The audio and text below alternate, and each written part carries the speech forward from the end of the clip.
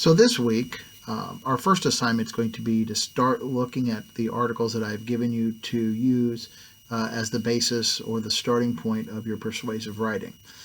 This is a process that I use in my online class, and it kind of helps level the playing field and gives everybody kind of a starting point or a common starting point. So what I have here is a list of readings, and they all pertain to some facet of food. It could be food production, it could be distribution of food, it could be what we eat and how we eat. But there's a list of them.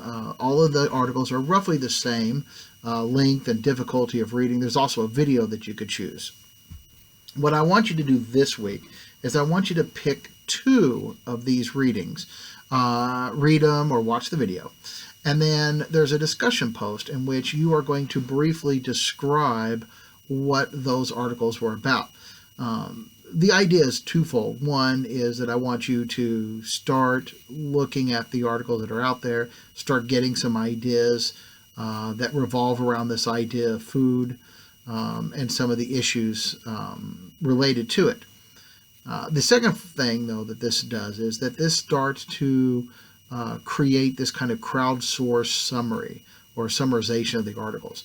And so what happens is, instead of you having to read all of the articles and kind of get, really a deep dive into each one of them so you know what to do, this gives you the chance to kind of peruse other people's summaries. Then you go, oh, maybe that is something that I would like to read. So you're going to start by reading 2. You're going to go onto the discussion post, and you're going to post 2 one-paragraph summaries, one for each of the articles that you've read.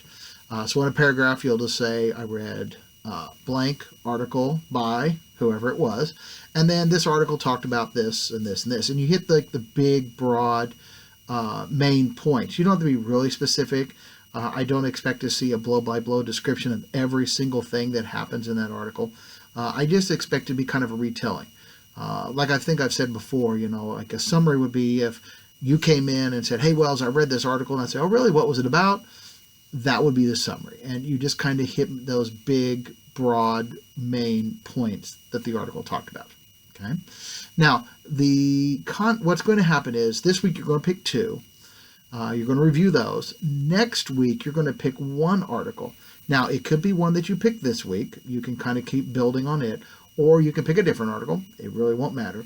But that article you're going to keep coming back to. So you'll want to make sure that next week, the article that you've selected is one that you really want to be dealing with.